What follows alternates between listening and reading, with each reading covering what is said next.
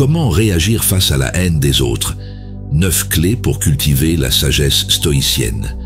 Dans un monde où la méchanceté et la haine semblent parfois omniprésentes, il est facile de se sentir dépassé, blessé ou même perdu face à l'agressivité des autres. Peut-être avez-vous déjà été la cible d'attaques verbales injustifiées, de comportements hostiles ou de jugements sévères qui vous ont laissé un goût amer dans la bouche. La douleur d'être traité injustement, la frustration de ne pas savoir comment réagir sans perdre son sang-froid ou sa dignité, sont des expériences que nous vivons tous un jour ou l'autre. Ces situations peuvent miner notre confiance en soi, nous faire douter de notre valeur et nous enfermer dans un cycle de ressentiment et de souffrance. Imaginez que vous sortiez de ces situations difficiles avec une sérénité inébranlable, capable de faire face à la méchanceté sans qu'elle vous affecte profondément. Cette vidéo est conçue pour vous guider à travers 9 principes stoïciens qui vous aideront à répondre de manière constructive à la haine et à l'agressivité des autres. En appliquant ces enseignements, vous apprendrez non seulement à vous protéger émotionnellement, mais aussi à transformer ces expériences négatives en opportunités de développement personnel. En restant jusqu'à la fin de cette vidéo, vous comprendrez parfaitement ces principes et découvrirez comment les intégrer dans votre vie quotidienne pour non seulement faire face à la méchanceté, mais aussi renforcer votre résilience et votre paix intérieure. Avant de commencer, n'oubliez pas de vous abonner à notre chaîne, de cliquer sur la cloche pour recevoir des notifications de nos nouvelles vidéos et de nous laisser un like si vous trouvez cette vidéo utile. Votre soutien est essentiel pour que nous puissions continuer à partager des leçons précieuses qui peuvent véritablement transformer votre vie. Nous vous invitons également à laisser des commentaires pour échanger des idées, poser des questions, partager vos expériences et répondre aux autres.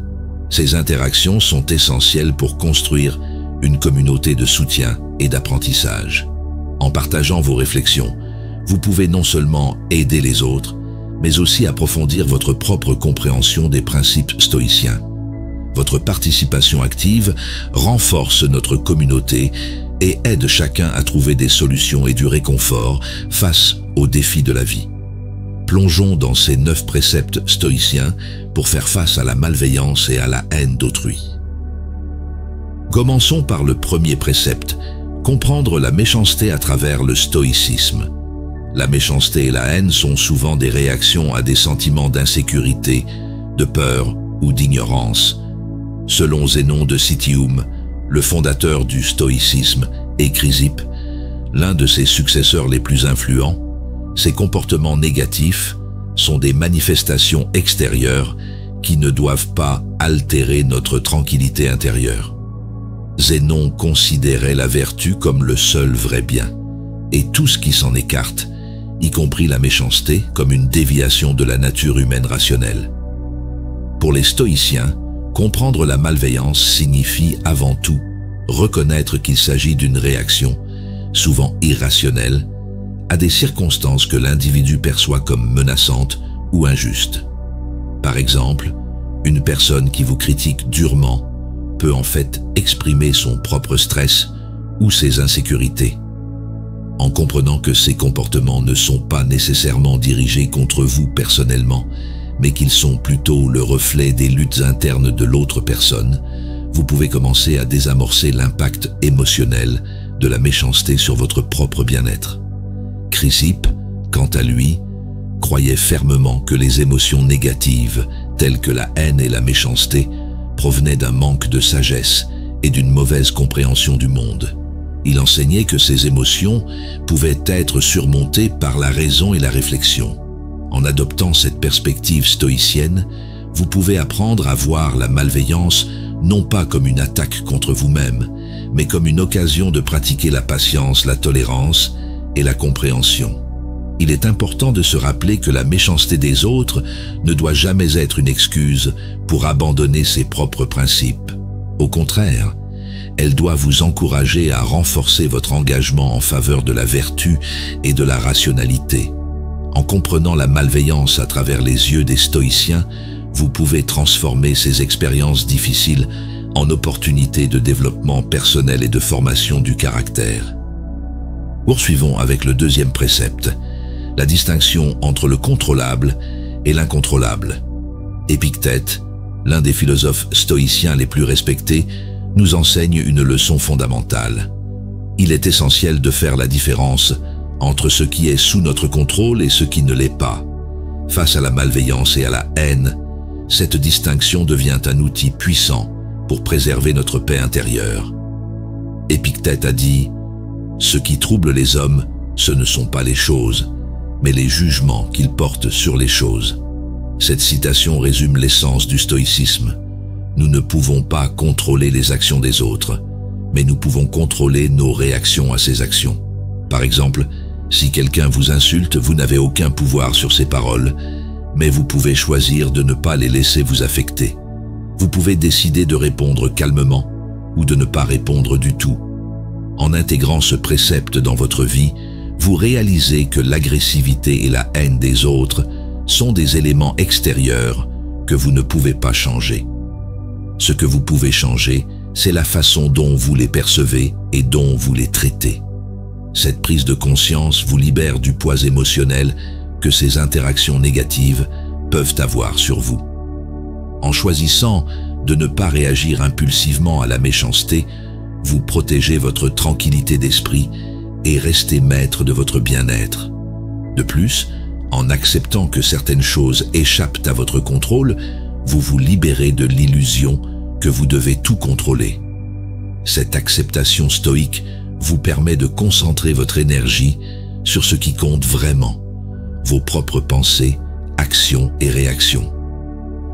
En prenant du recul et en évaluant rationnellement la situation, vous évitez de tomber dans le piège de la réactivité émotionnelle. Appliqué à la malveillance d'autrui, ce principe devient un rempart contre les troubles émotionnels inutiles et un guide pour naviguer sagement et calmement dans un monde souvent imprévisible. Analysons le troisième précepte, le précepte de la réaction mesurée. Marc Aurèle, l'un des plus grands empereurs romains et fervent adepte du stoïcisme, insistait sur l'importance de la mesure et de la modération dans nos réactions à la provocation. Selon lui, notre dignité et notre valeur se reflètent dans la manière dont nous répondons à l'agression et à la haine. Marc Aurèle disait « La meilleure réponse à la colère est le silence ». Cette citation incarne la philosophie stoïcienne, qui prône la maîtrise de soi face à des situations susceptibles de déclencher des réactions impulsives. Face à la méchanceté, il est tentant de réagir sur le coup de l'émotion, mais une réponse réfléchie et mesurée est souvent bien plus efficace. Elle montre que vous êtes maître de vous-même et que vous ne laissez pas les autres dicter votre conduite. Par exemple, si un collègue critique votre travail de manière injuste ou malveillante, votre première réaction sera peut-être de vous défendre avec véhémence. Cependant, en appliquant le précepte de la réaction mesurée, vous pouvez choisir de prendre une respiration, d'évaluer la situation calmement et de réagir d'une manière qui ne compromette pas votre intégrité ou votre tranquillité d'esprit. Cette capacité à réagir de manière équilibrée permet non seulement de désarmer l'agresseur, mais aussi de renforcer sa propre résistance émotionnelle. Le stoïcisme nous enseigne que la véritable force ne réside pas dans la réaction immédiate, mais dans la capacité à rester maître de la situation, même sous pression. En adoptant cette approche, vous montrez non seulement que vous êtes au-dessus de la provocation, mais aussi que vous êtes guidé par des principes et non par des impulsions. Cette maîtrise de soi est la clé pour naviguer dans un monde où la malveillance et la haine peuvent surgir à tout moment. En cultivant une réaction mesurée, vous protégez votre paix intérieure et inspirez le respect de ceux qui vous entourent, tout en évitant d'être entraîné dans une spirale de négativité. Poursuivons avec le quatrième précepte. Cultivez l'empathie stoïcienne. Sénèque, l'un des plus grands philosophes stoïciens, nous guide pour développer une compréhension profonde des raisons qui sous-tendent la malveillance d'autrui, favorisant une réponse empathique plutôt qu'une réaction impulsive. Face à la méchanceté, notre première réaction est souvent de riposter ou de nous renfermer, mais Sénèque nous invite à prendre le temps de comprendre ce qui motive cette agression. Sénèque a dit « La nature nous a donné un cœur plus grand que nos émotions pour que nous puissions comprendre plutôt que juger. » Cette citation nous rappelle l'importance de la compréhension et de l'empathie dans nos interactions avec les autres. Derrière chaque acte de malveillance, il peut y avoir des blessures, des peurs ou des insécurités que la personne ne sait pas comment exprimer autrement. En cherchant à comprendre ses motivations, nous pouvons désamorcer la situation et réagir de manière à ne pas renforcer le cycle de la négativité. Imaginez une situation où un collègue critique constamment votre travail de manière injuste. Plutôt que de réagir sous le coup de la colère ou de la défensive, essayez de comprendre pourquoi il agit ainsi. Peut-être ce collègue traverse-t-il une période difficile dans sa vie personnelle ou se sent-il menacé par vos compétences.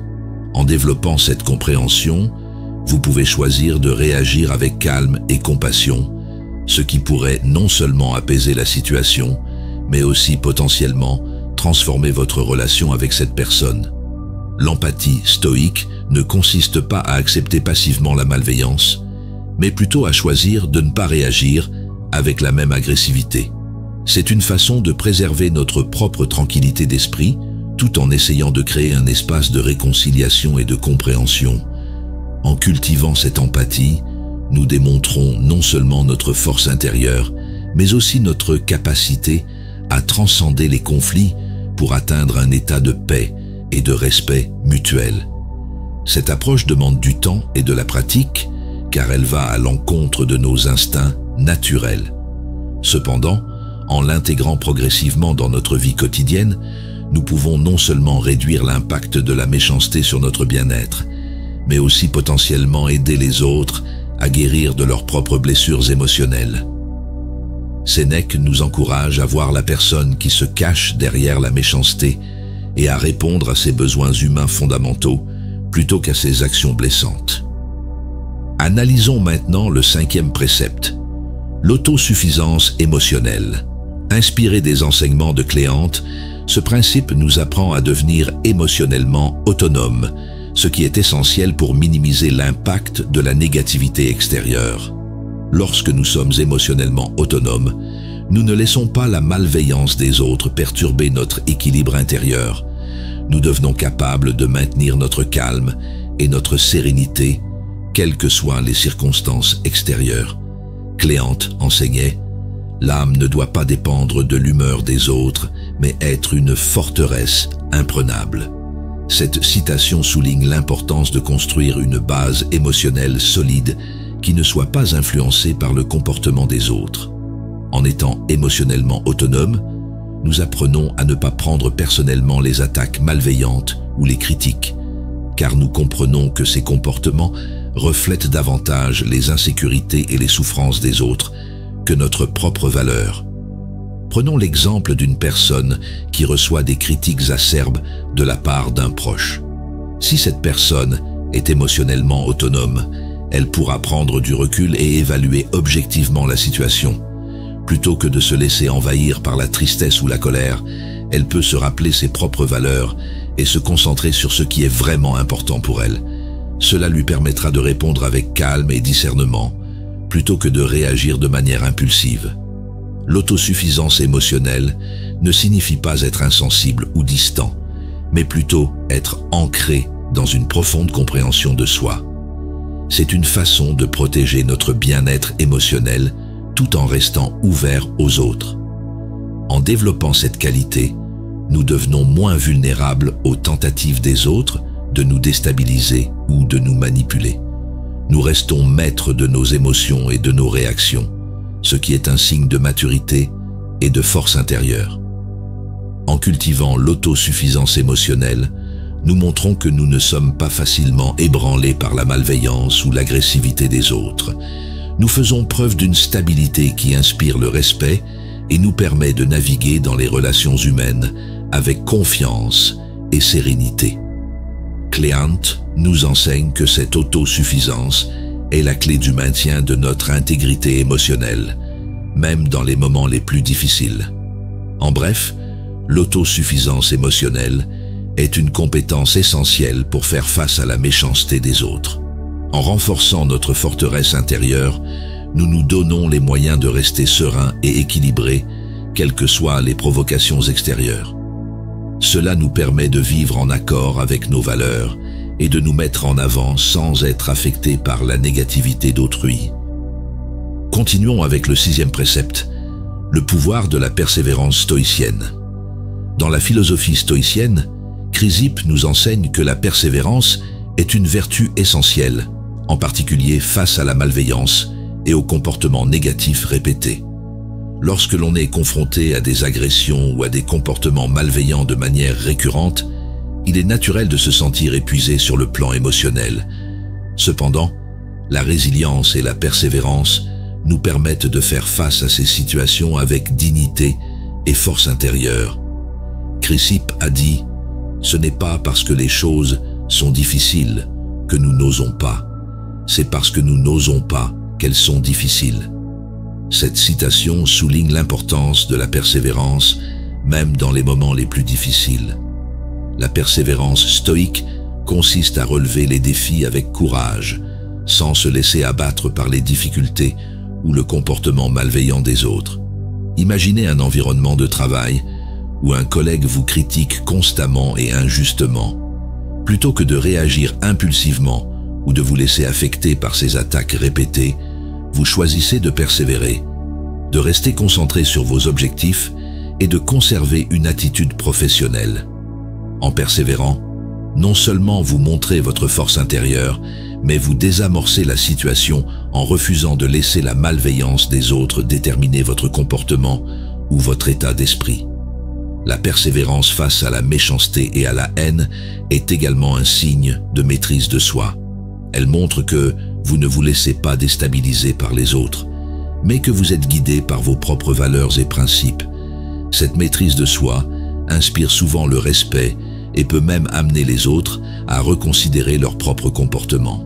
Par exemple, en restant calme et persistant face à un comportement agressif, vous imposez subtilement une norme de conduite respectueuse et équitable. Pour terminer, explorons le 7e précepte, le précepte de la réflexion quotidienne. Dans la tradition stoïcienne, la réflexion quotidienne est un outil puissant pour affiner notre réponse à l'agression et à la malveillance. En prenant chaque jour le temps de méditer sur nos actions, nos émotions et nos réactions, nous pouvons mieux comprendre comment naviguer dans les situations difficiles avec sagesse et équilibre. Marc Aurèle, dans son ouvrage « Penser pour moi-même », a dit « Prends chaque jour comme une vie et le matin, dis-toi que tu ne verras peut-être pas la fin de ce jour. » Cette pratique de réflexion quotidienne nous permet de rester présents et attentifs à la manière dont nous réagissons aux comportements malveillants. Elle nous donne l'occasion d'évaluer nos réactions, de les corriger si nécessaire et de renforcer notre engagement à agir avec intégrité et sérénité. Pensez à la situation dans laquelle vous avez été confronté à une critique injuste. En prenant le temps de réfléchir à cette interaction, à la fin de la journée, vous pouvez analyser comment vous avez réagi, si vous avez gardé votre sang-froid et ce que vous pourriez améliorer à l'avenir.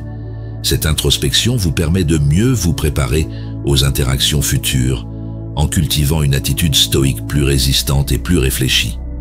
La réflexion quotidienne est aussi un moyen de se recentrer sur ce qui est vraiment important. Elle nous rappelle de ne pas nous laisser submerger par les émotions négatives ou les comportements toxiques des autres, mais de rester fidèles à nos propres valeurs. En intégrant cette pratique, vous développez une meilleure compréhension de vous-même et de la manière dont vous pouvez naviguer dans un monde parfois hostile sans compromettre votre paix intérieure. En résumé, le précepte de la réflexion quotidienne permet d'affiner ses réactions et de renforcer sa résilience face à la méchanceté. En prenant un moment chaque jour pour évaluer vos actions et vos émotions, vous pouvez continuer à grandir à la manière stoïcienne, en montrant votre vraie valeur non pas par des mots, mais par des actions imprégnées de sagesse et de maîtrise de soi. Poursuivons avec l'importance de la communauté dans le stoïcisme. Musonius Rufus, grand philosophe stoïcien, souligne la valeur de la communauté et des relations humaines pour créer un environnement moins hostile. Il a enseigné que l'établissement de relations fondées sur le respect mutuel est essentiel pour faire face à la malveillance des autres. En effet, lorsqu'on est entouré de personnes qui partagent les mêmes valeurs de respect et de dignité, la méchanceté trouve moins de terrain pour se développer.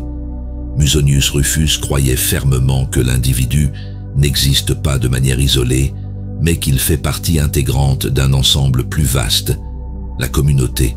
Pour lui, les relations humaines, fondées sur la gentillesse et le respect, sont essentielles à la survie et à l'épanouissement dans un monde souvent hostile.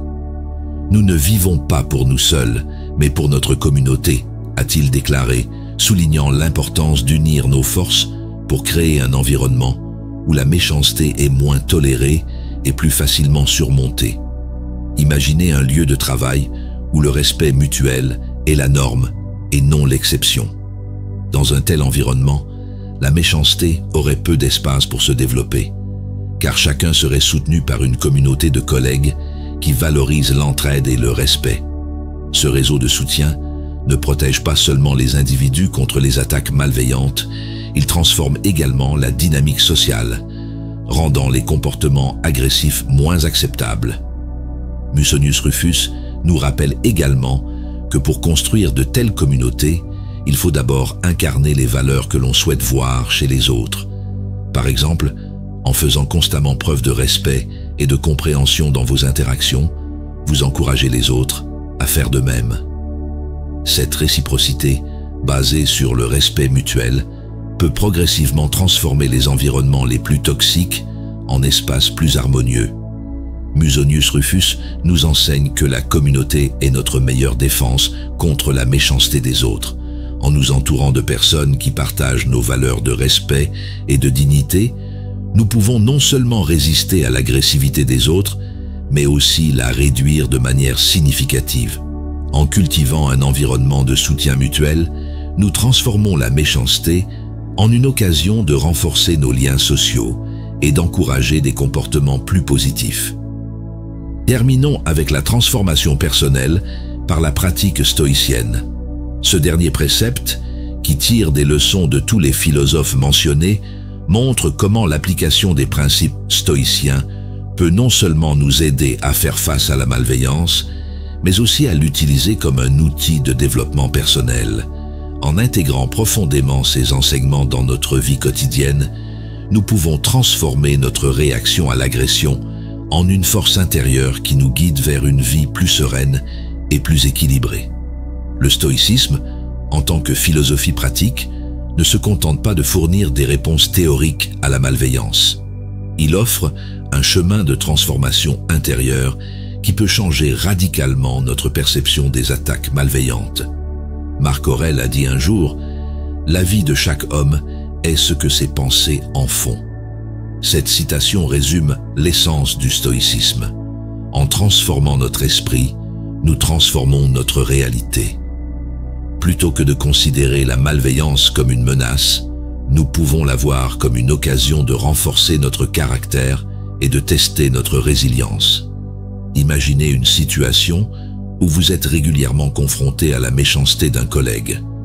Plutôt que de réagir par la frustration ou la colère, vous appliquez les principes stoïciens pour analyser calmement la situation. Vous comprenez que la méchanceté de cette personne est le reflet de ses propres luttes intérieures et non un véritable jugement sur votre valeur. En réagissant avec calme et dignité, vous transformez non seulement votre perception de l'agression, mais aussi la dynamique de la relation. La véritable victoire sur la malveillance réside dans notre capacité à ne pas la laisser nous définir. En intégrant les enseignements stoïciens dans notre vie, nous développons une force intérieure qui transcende les attaques extérieures. C'est cette transformation personnelle qui nous permet de rester centrés, calmes et déterminés, quelle que soit la situation. Par cette pratique constante, nous démontrons que la vraie valeur ne réside pas dans ce que nous disons, mais dans la façon dont nous vivons nos principes, même face à la malveillance la plus virulente. Nous voici arrivés à la conclusion de notre vidéo. Faire face à la méchanceté des autres peut être un défi quotidien, mais en appliquant ces 9 principes stoïciens, vous pouvez réagir avec sagesse, force et dignité. Rappelez-vous que la méchanceté des autres ne définit pas qui vous êtes. Au contraire, elle vous offre l'occasion de montrer votre vraie valeur en choisissant de ne pas répondre à l'agression par l'agression. En mettant en pratique ces enseignements stoïciens, vous développerez une paix intérieure durable et apprendrez à faire de chaque confrontation une occasion de grandir et de renforcer votre caractère. Adoptez cette philosophie et considérez chaque interaction difficile comme une occasion de prouver votre résilience et votre intégrité.